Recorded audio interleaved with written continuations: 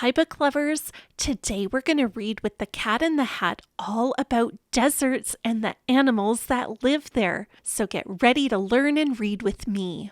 Why, oh, why are deserts dry? By Tish Rabe. Illustrated by Aristides Ruiz and Joe Matthew.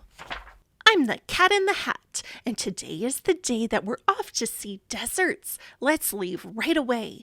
You may think that deserts are empty and bare, but you'll be surprised by the things we'll find there. Insects and lizards, flowers, and snow. Want to see for yourself? Buckle up and let's go. Why are deserts dry? I'll be glad to explain. There are very few clouds above them to bring rain. Without clouds, there is nothing to block the sun's light or to hold the heat in so it gets cold at night. The air is so dry, any rain deserts get dries up right away, so they do not stay wet. Without water, surviving in deserts is rough. Plants, insects, and animals need to be tough. All living things need to have water. So, how do they live where it's dry? I will show you right now. Desert plants must find water. Some have ways to store it. Roots spread out to find it or reach deep down for it. Shallow roots of this cactus pull water through them. The cactus then stores it inside of its stem. There's a tree in the desert that's called a mesquite. Its roots reach for water that's down 40 feet. The Sonoran Desert is where we will find a very big cactus that's one of a kind. It's called the saguaro, and I have been told it can grow to be over 200 years old. A cactus, you see, has deep pleats in its skin, but they will expand when the water flows in. It soaks up the water and then quickly swells. Like a sponge, it stores water in some of its cells. Sharp spines protect it. Just how do they do it? They make sure some animals won't try to chew it.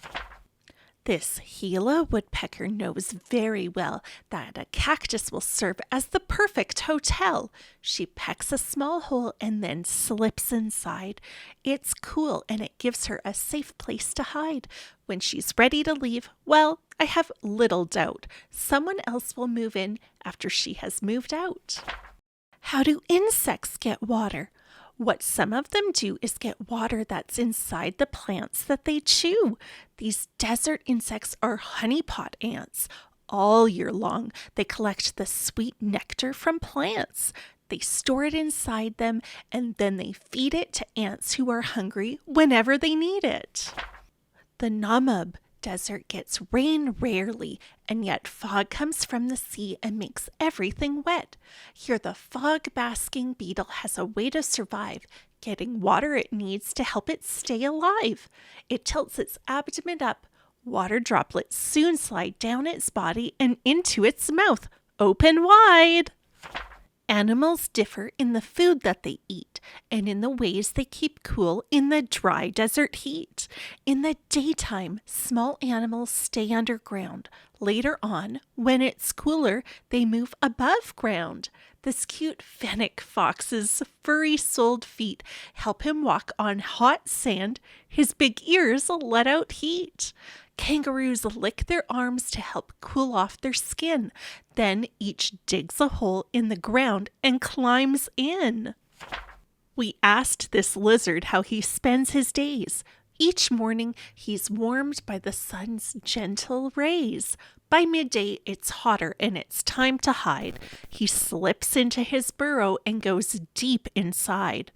In the late afternoon, he is back in the sun.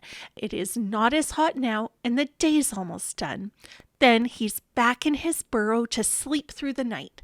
He'll be up with the sun just as soon as it's light. Hawks, eagles, and vultures fly high in the air. They stay off the ground. It's much cooler up there. Kangaroo rat never drinks, but she eats lots of seeds. The water inside them is all that she needs. Roadrunners can fly, but they usually run. They catch lizards and snakes in the hot desert sun. The Sahara Desert, geographers say, is almost as big as the whole USA. Here, the crowned sand grouse flies high in the sky, miles and miles to find water, and I'll tell you why. His babies are thirsty and waiting for him, so when he finds water, he quickly flies in. He soaks his feathers until they are wet. This water is all that his babies will get. They drink from his feathers, which dry soon, and then he must take to the sky to find water again.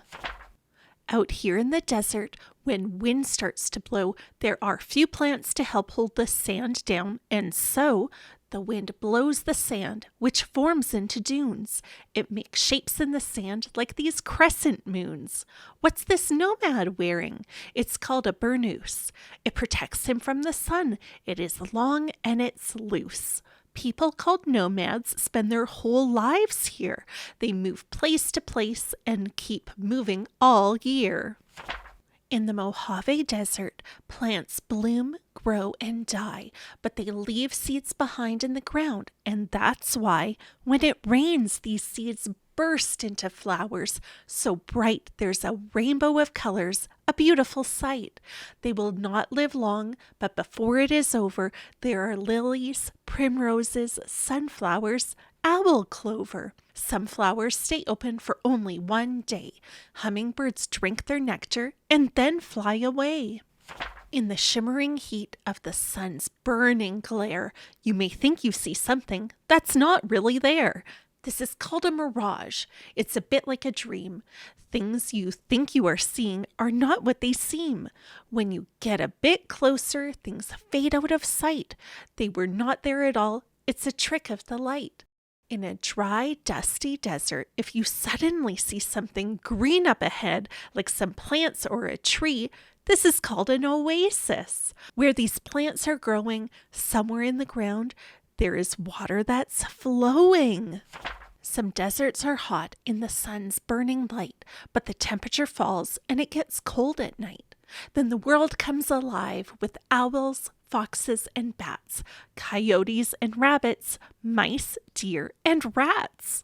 Nocturnal animals come out, and soon they search to find food by the light of the moon. Before the sun rises, they all disappear. You would think all the animals never were here. Not all deserts are hot. The next place we'll go is the Gobi, and here we will find ice and snow. This Bactrian camel is happy to meet you. Some camels have one hump, Bactrians have two. If he goes a long time without eating or drinking, the humps on his back start steadily shrinking. They're not filled with water, but instead contain fat. When he can't eat or drink, he keeps going on that. I filled up my bathtub and filled up my sink. That's about at one time what a camel can drink. He can drink 30 gallons of water, and then he can go a whole week before he drinks again. Antarctica is the largest desert of all. The air is so cold here that rain does not fall. This desert is covered with ice and with snow. The ice never melts here, and freezing winds blow. It is dark in the winter and cold through the year. Though scientists visit, no people live here. Penguins have a way to survive the cold weather. They get close to each other and huddle together.